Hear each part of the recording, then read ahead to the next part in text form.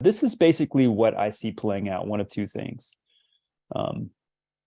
Either, follow the blue count, which is my primary, A, B, and then 1, 2, 3, 4, extended fifth wave, really into the last limits of where this B wave, I would allow this B wave to go. Now, I'm going to get into another alternative right here, which some people may not like to hear, but from a risk management standpoint, I have to point this out.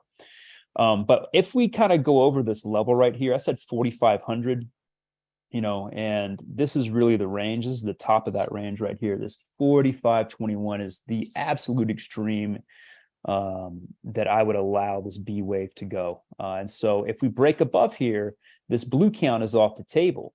But what could possibly be playing out, and this is why I want to be a little bit more patient than just diving in and buying what seems to be a breakout right here, is you see this wavy overlap. This could be a diagonal playing out for the final wave. So 1, 2, 3, 4, and 5 up into this 46, 46.50 range right here. I know people don't want to hear that. You want to hear it very clear, like above 4,500, and we go all in.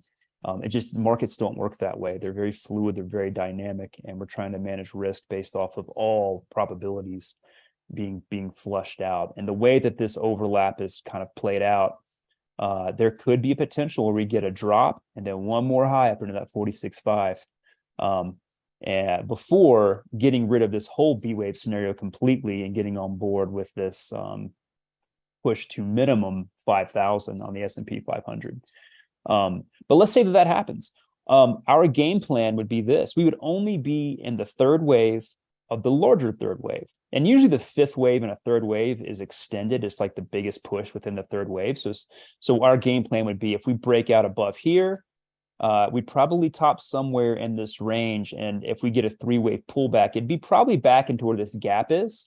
And that would be where we allocate all of our cash. We just go all in to various names. And we'd ride this thing up as far as it goes.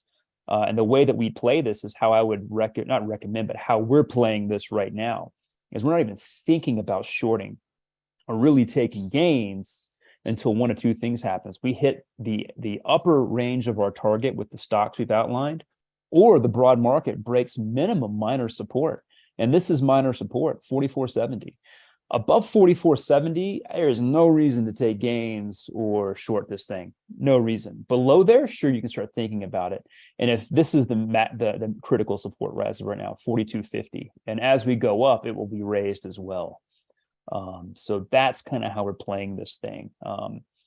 We're still in this major inflection point. It's still, based off this structure, I have to entertain the idea that this B wave could go up into the 45.50, 46.15 range. But above there, and that's it. There's really no other count in play other than this red count. And so you'd see two variations of the red count, basically. Two variations of where we go to all the all-time highs before we have to deal with the credit cycle, if that does play out. This would also, to me, imply that the recession probably wouldn't be starting until Q1, which we could see the market push higher into the year end. But I know it's exciting to think that, but like I said before, you need evidence. We need confirmation, and there's a way to play that. And I think it would be when we top out in here, and what we see from a drop from here, 5 ways down, breaks minor support, then the blue count is very, very likely playing out. But if we drop in 3 waves from here and hold these supports around these gaps, then red count, and we'd start buying. So I still think by waiting for more confirmation, we'd still get prices lower than we get right here. So that is the game plan. I would just keep these levels in mind. 46.15 is going to be the absolute max for this alternative kind of B wave scenario. Minor support is 44.70. I don't even think about getting out of this market, in my opinion, until that level is broken.